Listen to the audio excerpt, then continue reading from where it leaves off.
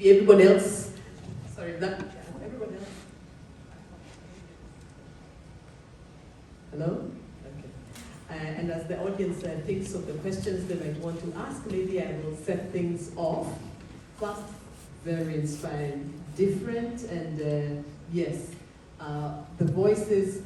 I just like the way that you have, it feels like you have a lot of respect for the people that you're interviewing, and those stories have value, and it comes out very clearly because you're not controlling it completely, right? You're doing the selection process, other people are interviewing, so there's a lot of sharing in developing the stories. So maybe my first question is, in developing this, or how your work is being received, what has surprised you the most?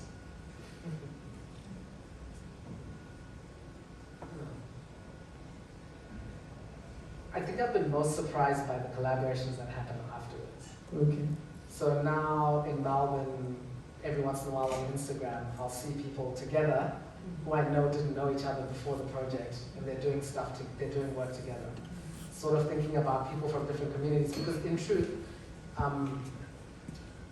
the reality is when you move somewhere as an immigrant, or when you're born into an immigrant family, you spend a lot of time in your community and in your neighborhood, and so you don't get the opportunity to necessarily interact with people outside your community unless you really go out of your way.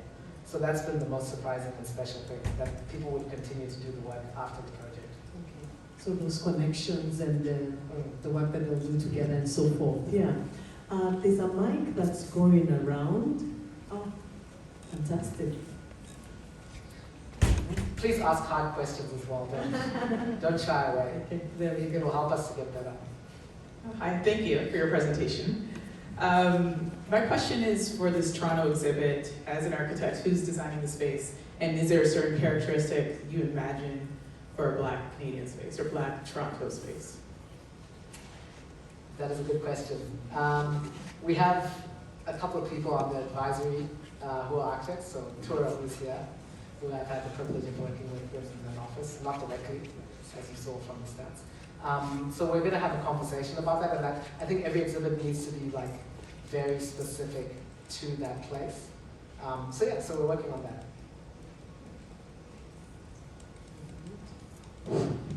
Yes, my question for the guy is, as you were said that when you had an exhibit in Melbourne, Australia, how many Indigenous people and people of Black people live in Australia, like countries such as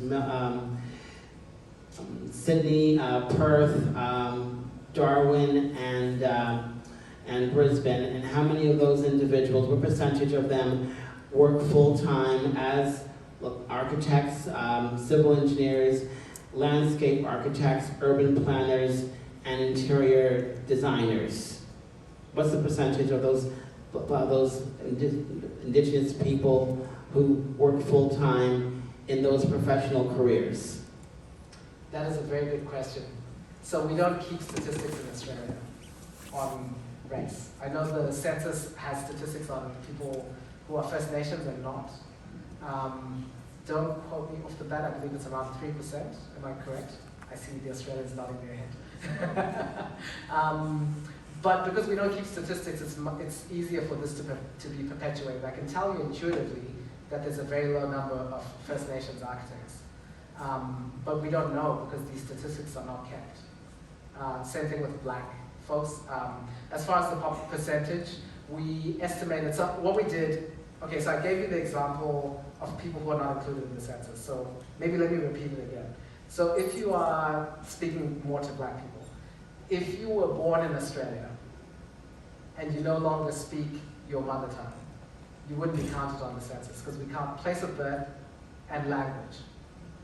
And so it was very difficult for us to estimate how many people there were because what overlap is happening when you count all the people born in the place and the language, right?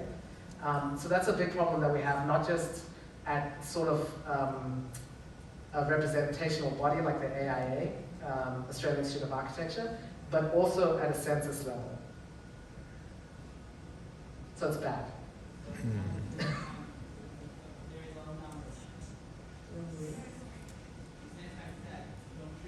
1 minute, and let's get the mic.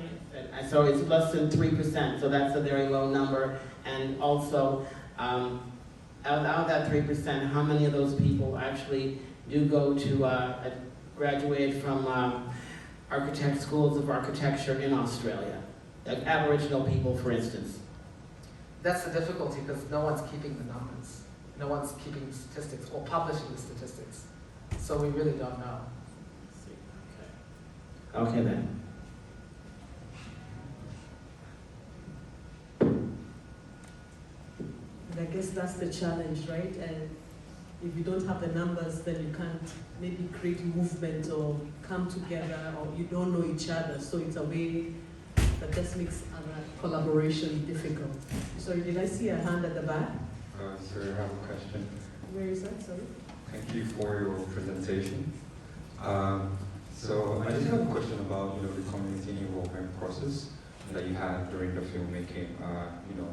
And I know it's kind of similar to what we do in architecture when you're trying to involve the community in the design process. But I wanted to know from your own experience, what have you learned as an architect and as a I don't know if you're a filmmaker, but what experiences have you learned from, or what lessons have you learned from your experience working on this project that can inform how we design collectively as architects? Thank you.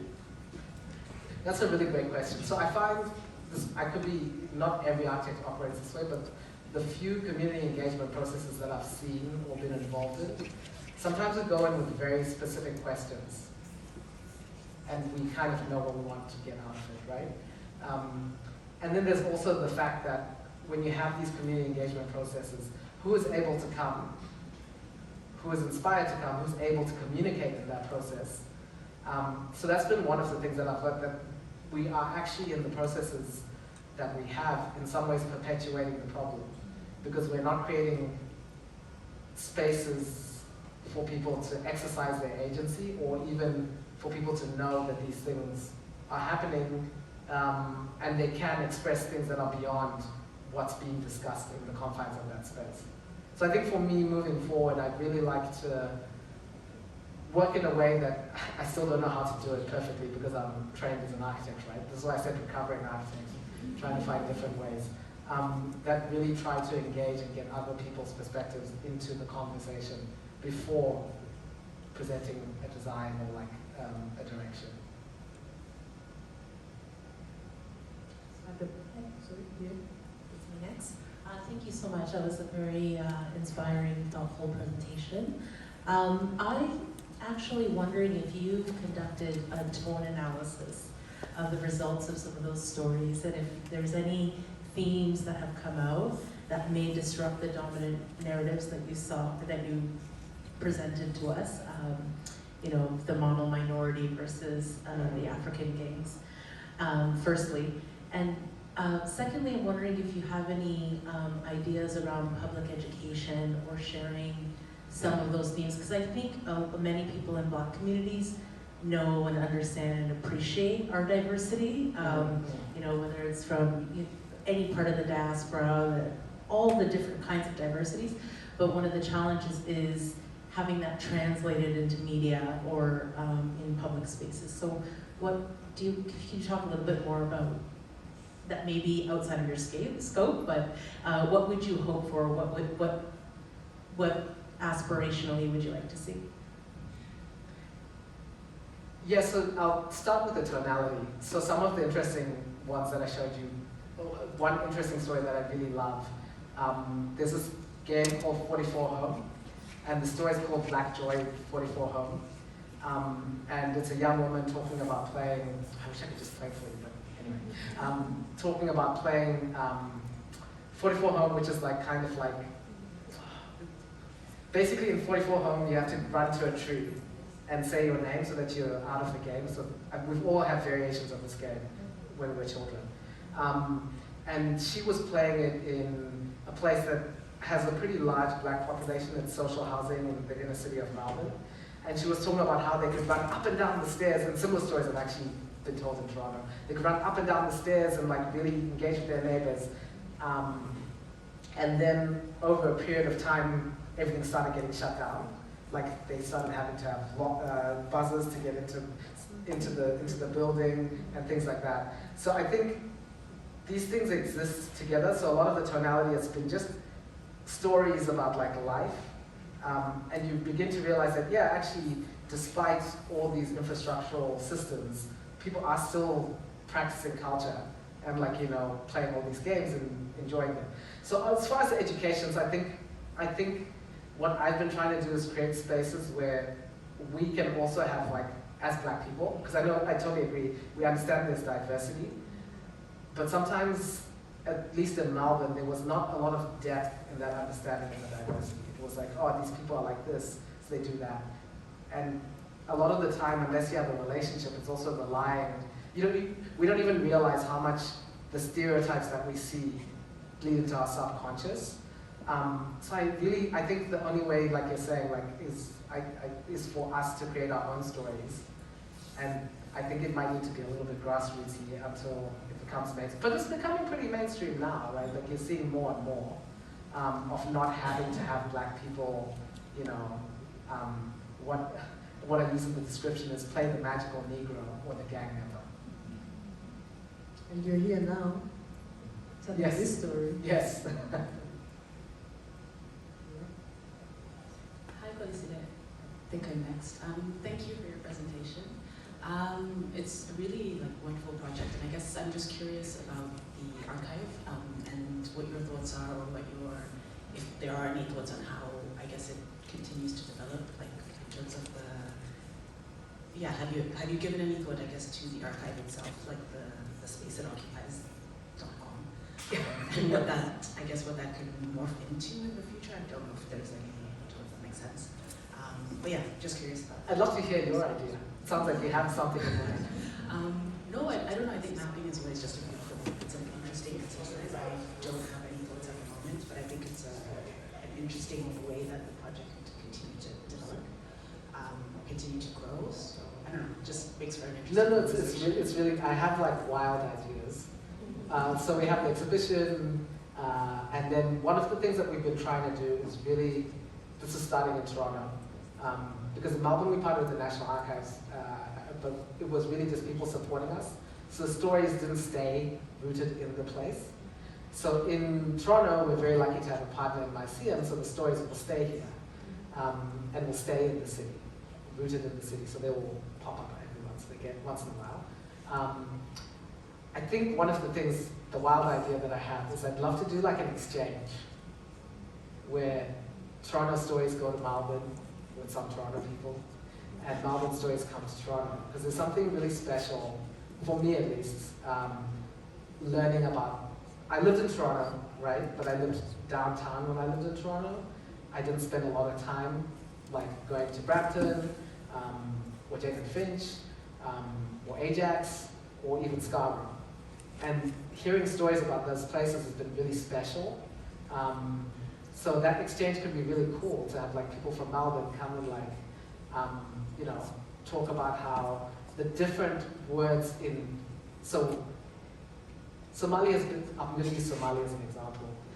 Somali has become, people have been borrowing words from Somali and they've become part of the cultural language, the way that people speak. But people in Melbourne are borrowing different words than the words that are being borrowed in Toronto. So even just that conversation would be so interesting. Do you mean slang? Slang, that's the word. Okay. Yes, sorry.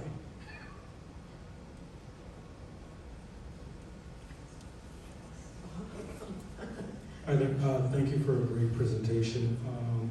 My question is, I just wanted to ask, because you kind of alluded to it during your presentation. Just wanted to know if you could maybe speak more about gentrification and the impact of that, in a city like Toronto where that has taken place. And I just wanted to know, through your journey in creating this documentary, were there stories shared about the impact of gentrification, not only here in Toronto, but also in Melbourne? So, thank you. Yeah, so talk about community engagement. Thank you so much for asking that question. It's a great question. And it just prompted something that kept coming up. So people in Toronto, there was one person who talked about, actually a couple of people, talked about these notices that sort of show up.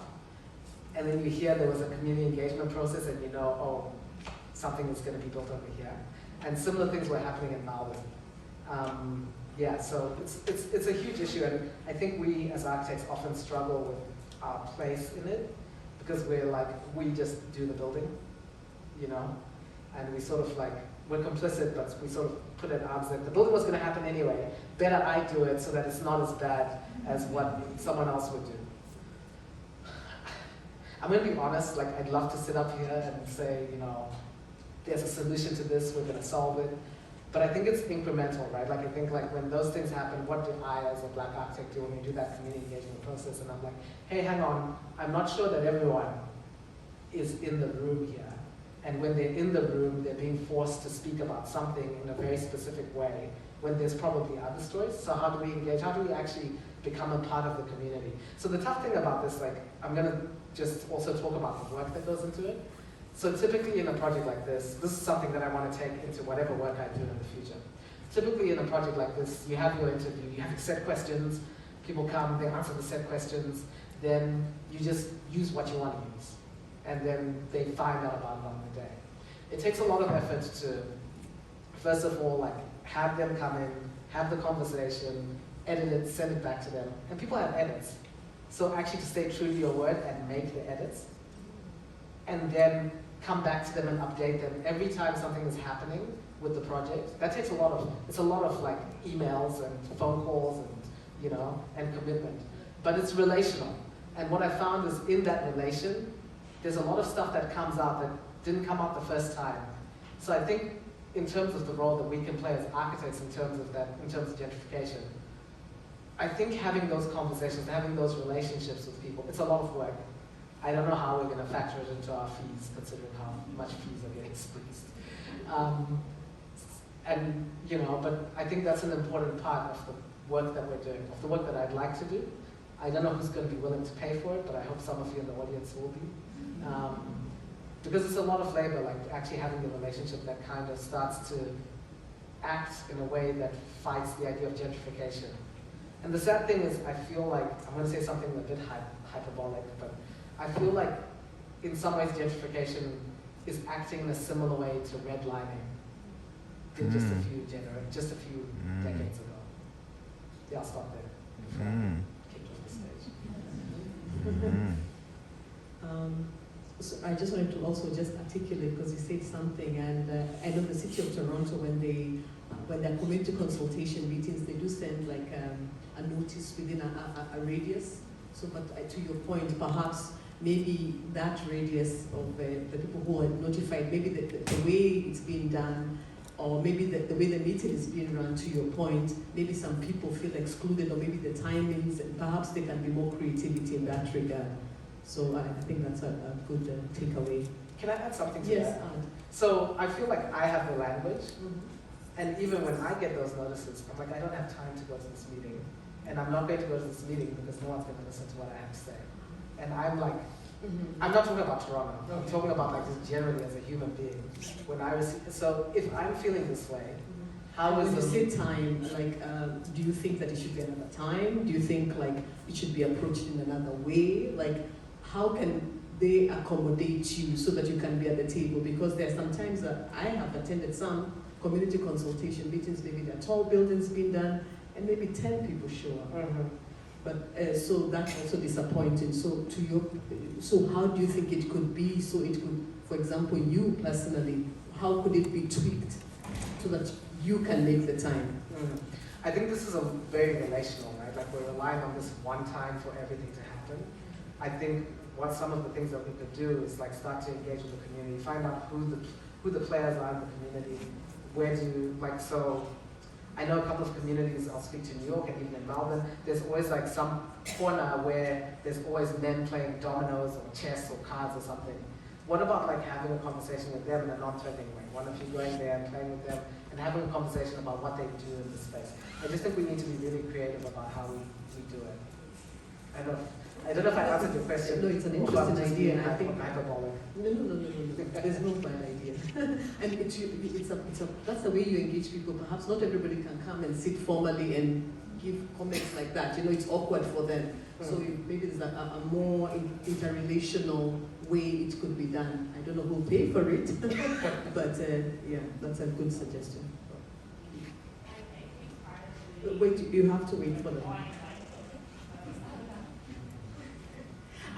It's more of a comment than a question, just to build on what you were saying. I think also from personal experience, part of the challenge is also that it happens overnight. Like one day you're attending the park, or you have your place, to play dominoes, or that one corner store that like you grew up in, and like you go there every day for whatever it is. Your mom sends you to get the level ticket, whatever, and then one day you wake up and there's a notice. So it's not even just the notice to come to the event, but the notice that something is being built here and it's going to be taken away from you. And so I think it's that heartbreak and that sentimental attachment that you have to your community and the people around you and the memories that are built into those things that get stripped away alongside. So even if you do the consultations and everything happens, it's still that piece of, it's like, you're asking me now, but you already took it. And so just thinking that through, and like just some of my experiences living on Western Road, whatever the case may be, and like what that meant to me, and how we engage with community. It's like, I love the fact that you said come in and sit down and play dominoes, because maybe in your design you figure out, okay, this is an important aspect of community. How can we do this? I've heard of a story just yesterday. I was into a podcast and they're talking about like a swimming pool in a community, but like the people in the community were like, I don't like to use public swimming pools, like I don't like to be out there, Muslim women, so like I don't like to be exposed to folks, like I'm never gonna use this space, why would you put this like pool here, you know? So just thinking things through, it sounds nice on paper, but like in execution, when you don't know who you're working, like you don't know who you're servicing, it's never gonna work out. So yeah, thank you for that conversation. I just thought of something. So to that point, there are people who've been doing it. So there's a developer, good developer. His name is Alberto Kholisile. He's Mexican. He was just a Loeb Fellow at the Graduate School of Design at Harvard. And he did a project in Mexico City in Roma Norte, which is an area that's getting gentrified. And what he did is there was a store owner, and he figured out on the new footprint how he could keep that store, the corner store, still there. And it was a big part of the selling point of his development. So I think there's ways that we can think creatively about what exists so that, yeah, we understand that we need density, but how do you do it in a way that's inclusive? Like, what does it mean to be inclusive in your work? Is that at the back? Hi, thank you so much for speaking with us this evening. I definitely agree with what you said about how us, like I'm an urban planner, us will feel, we'll feel like, okay, is this gonna go anywhere? Like even if we're participating in community consultation as a community member.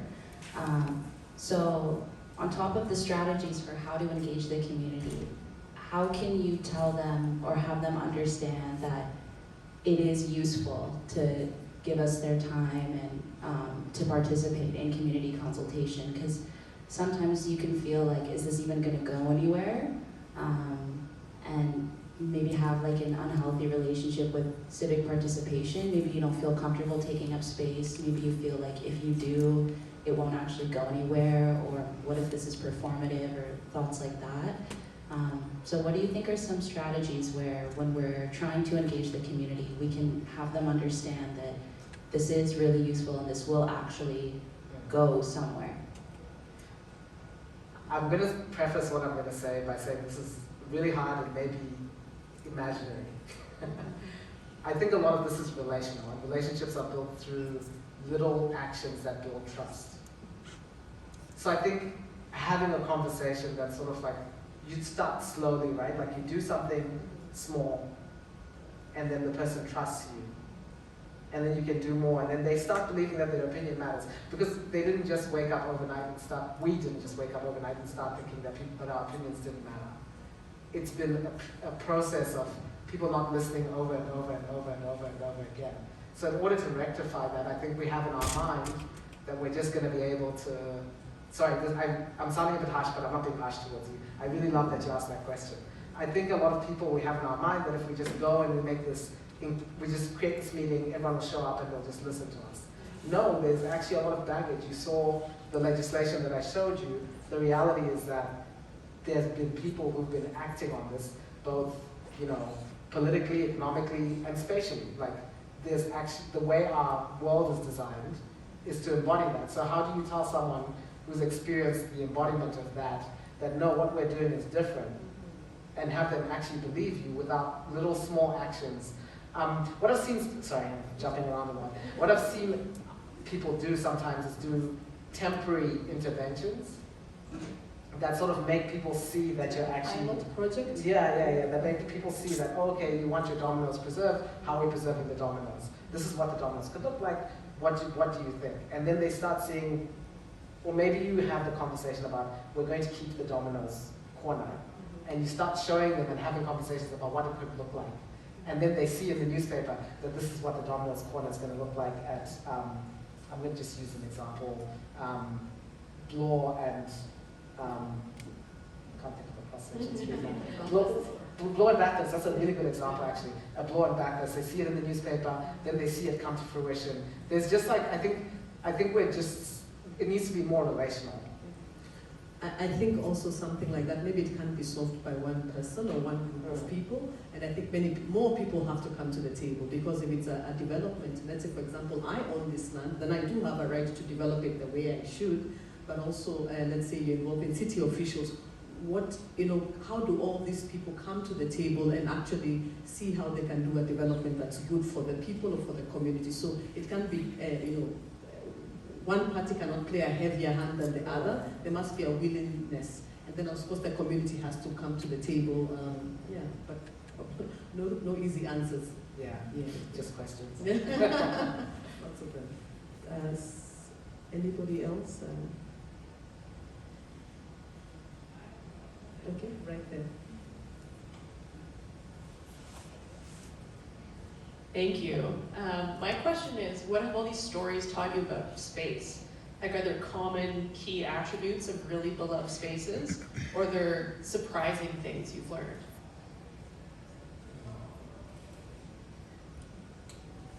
I would say that people subvert a lot of spaces, like the way we think about designing them and what they should be for. One example is in front of Melbourne Museum. Okay, so I'm going to give an example that you won't have the context of. There's a big park in front of the museum, and people have just, during COVID, everyone used to go and dance there. That's part of Amaryllis's dancing story. And they just took over the space. It's not actually allowed. You're not actually supposed to be there doing that. But I've just really appreciated the way people, despite spaces are designed to make them not practice their culture in the way that they want to practice their culture, they still manage to subvert them and do what they want anyway. That's been the most surprising. 44 Home, again, like the stairs. Like, kids are really imaginative. How do you start using the whole building as a place to hide? It's interesting. Sarah. How has this project taught you about you and how you practice? The first thing is not good. That's why I said I'm a recovering architect. The project kind of started as a pilot in New York, just after George Floyd was murdered. And I usually try not to tell everyone that part of the story, because I think a lot of mileage is gotten out of George Floyd's death, unfortunately. And I just sort of sat there and I realized, I'm a black person. At that point, what was 2020, I've been working for like 11, 12 years. And I know very little about the way black people experience space and place. And I became an architect, the part that I didn't tell, is that, so I was born in Zimbabwe. My mother's family is Zimbabwean. My paternal grandfather was born in South Africa. And so I was thinking a lot about, when I was trying to become an architect, I was thinking a lot about correcting these sort of legacies of segregation. I'm going to go a little bit further back, actually. So I grew up in Ethiopia. And I'm just going to tell you about me, because you asked me about me sometimes. I grew up in Ethiopia, and so my dad worked for the UN at the time. And so I would spend my days at an English sort of international school.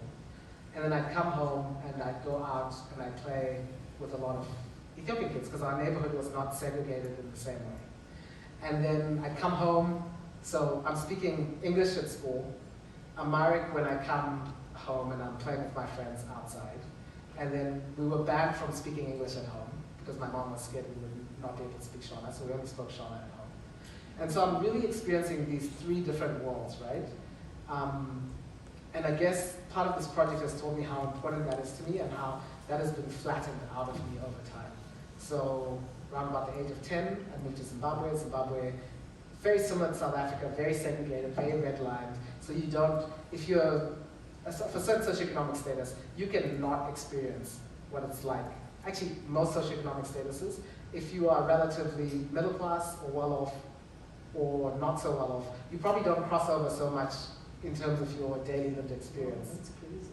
Well, that's how apartheid cities were designed. This is why this is a spatial thing, right? And so I only realized the other day that I was like, this is why this is problematic to me, because I grew up in a world, don't get me wrong, Ethiopia was so problematic in its own ways, but I grew up in a world where I actually was in contact with people who were different from me, and it made me think about the world differently. And over time, like being in Australia and then also being here and being in the US, that has been sort of flattened out of me, like in terms of even like practice and who we consult, whose voices we think matter. When we say beautiful, who is it beautiful to and why? Why does their beautiful matter that someone else is beautiful?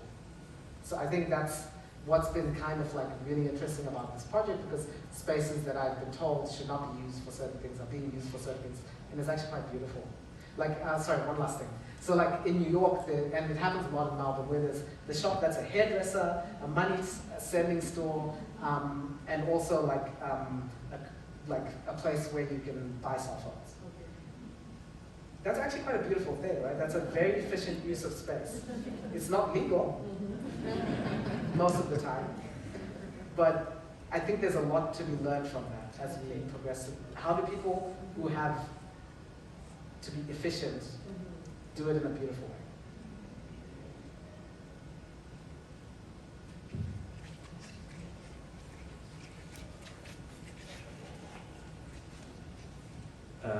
What was your favorite part working with the filmmaker? Okay, so the Virgin Mary Mosque story that you saw was the first film that came back from Melbourne. And you're a filmmaker, so actually this is a good tidbit for you. Raul's one of the filmmakers. So I think one of the things that we've told you is there's no like first, second draft. Like the filmmaker picks the story and they make a film. We don't like to take what happens with the film, any of the work that they do. So when the films come back, it's quite a surprise, right? Like, what did this person see in this story that I didn't see? Or like, what did this person see in this story altogether?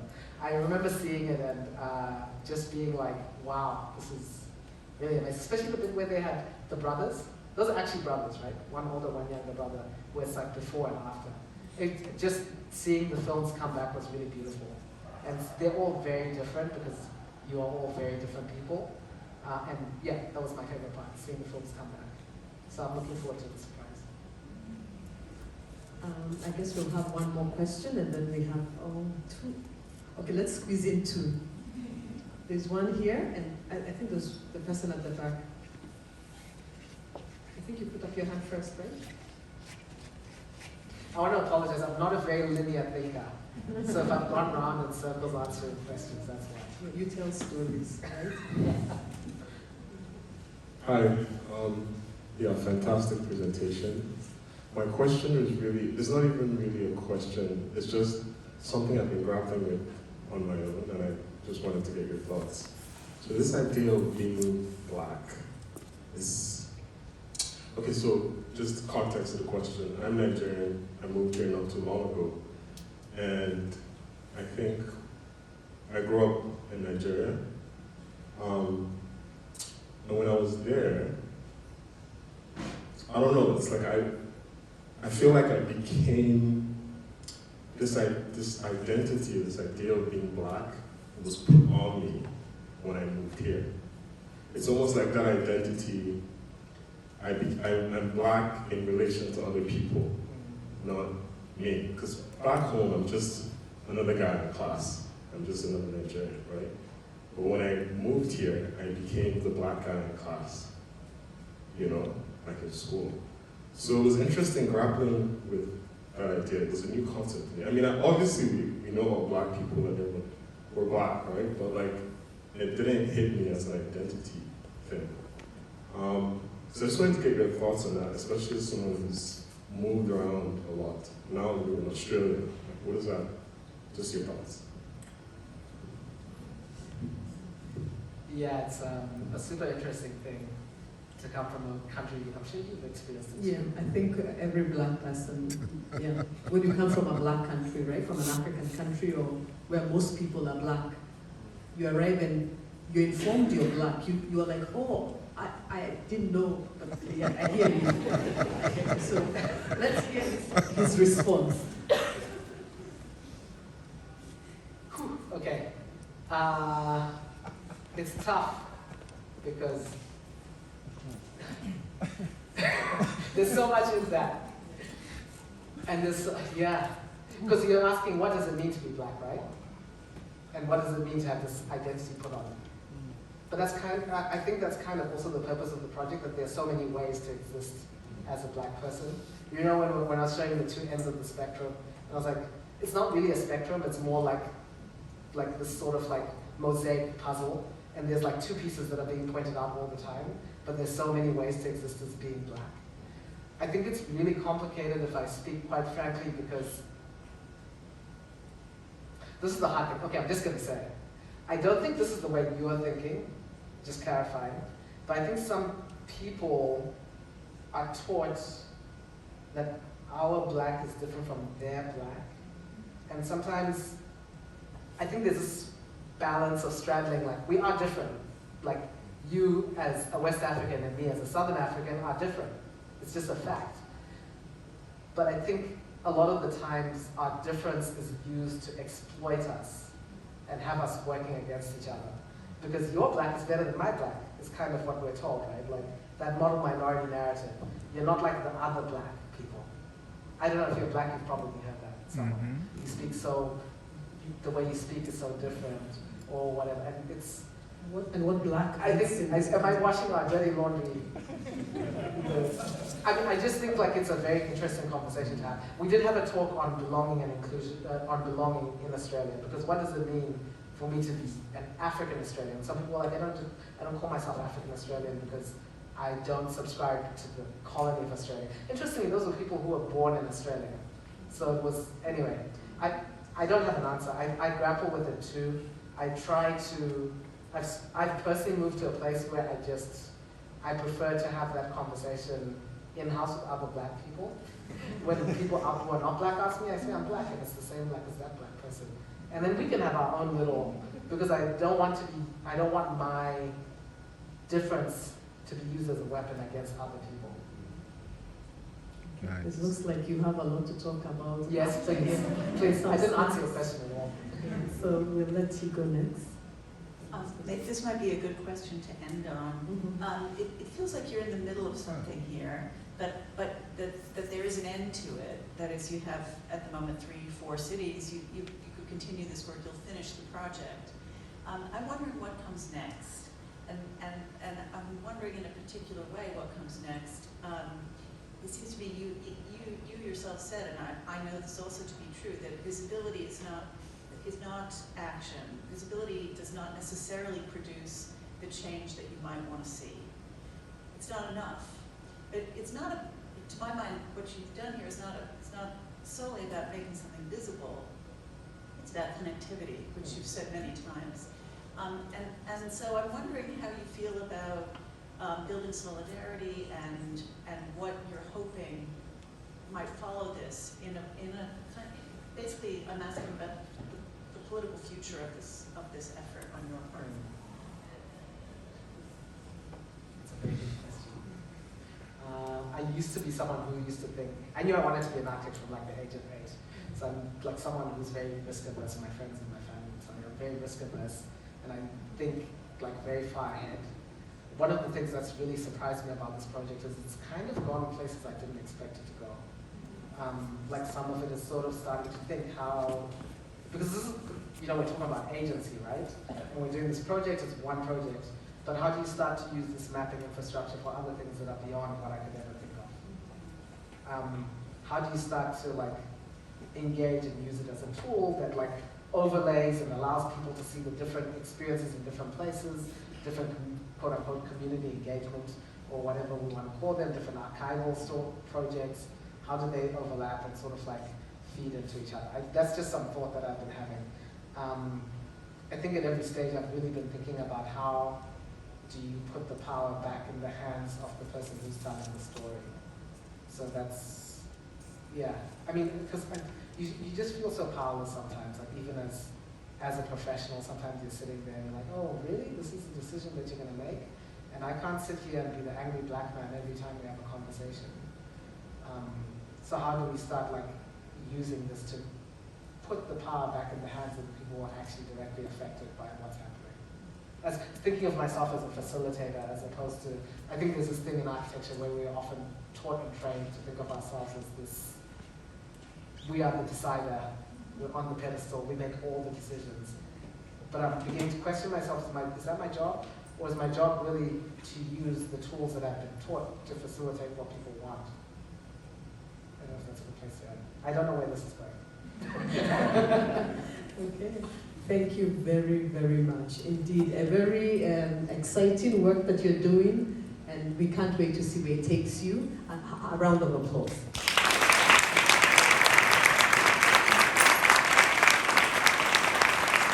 I wanted to say one last thing. So I think, so that's another thing that I'm trying to like do. Like it's like 120 of us doing the work. So, so I always try saying like, you know, our work. So your work too. So I hope you'll be part of the project. Okay, fantastic. Look at that, yeah. And I think a very important thing is just making the voices of people who have not been heard before be heard. And I think that's very important in itself, because some of us were not aware of what's happening here or there, Melbourne or whatever. So that in itself, I think, is something that's very critical and important, because the people who are given the mic, it's other people who are given the microphone. But now your work is, you're putting the power back in their hands, and also you're amplifying their voices. And we've heard some of their voices. So I think that's powerful. All right. Thank you very, very much. Okay, before we conclude, I just also wanted to just bring to your attention a few other things. Once we leave here, we'll have some snacks being offered here in the open space. So please stay and socialize, have more conversation and connect. This is about connecting, right? So let's connect. And then I also wanted to bring to your attention other public events that are happening here at Daniel's. So the next one is 6 p.m. on Monday, February 26th. We have Zachary Molika will deliver a lecture on his on using trees as they are. If you haven't seen his exhibit, it's just at the just down the corridor. Beautiful. He kind of exposes trees, and you see them for what they are. It's fascinating, really beautiful. So he'll be giving a lecture, and then which is related to the exhibition. Yes, I've just mentioned that. Zachary's talk will be followed on Tuesday, 27th, by the artist P. Staff. On Thursday, 29th, by Professor Dana Kaff of USLA City Lab. So please, it's a lot's happening. So if you're able to, please join us. Another round of applause for this amazing black man. Wonderful.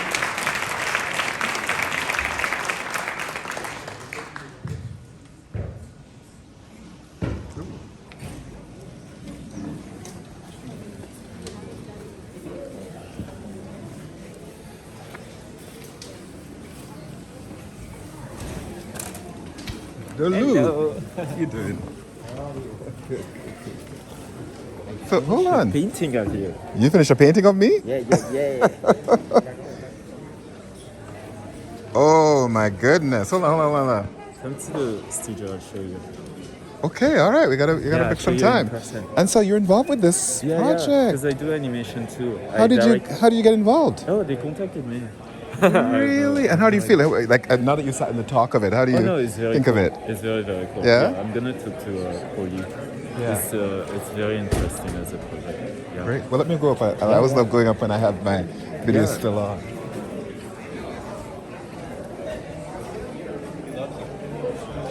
Thank you. Very good. Very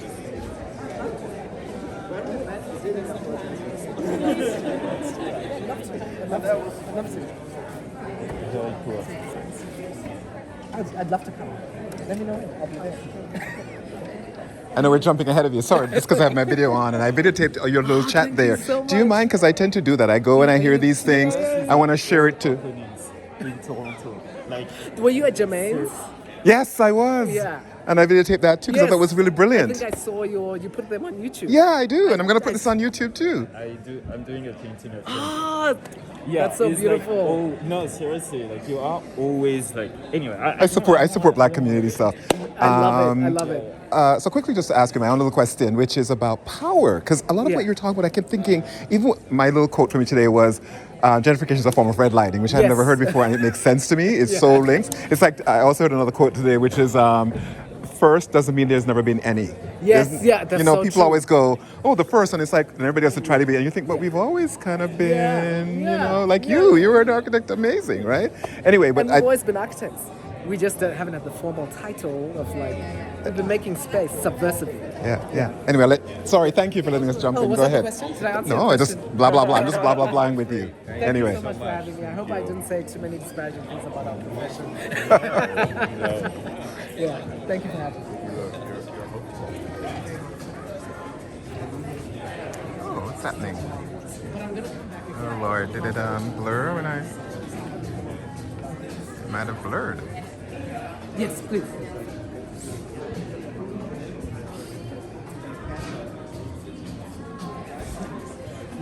That's why we vibe.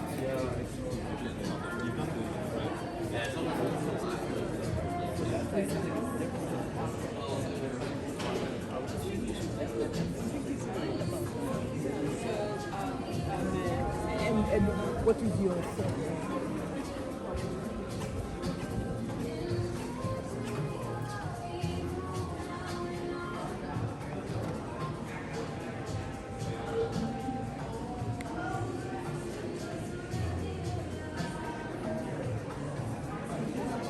All right. I feel ending this now. Amazing talk. Eh? Wasn't it amazing? Wow.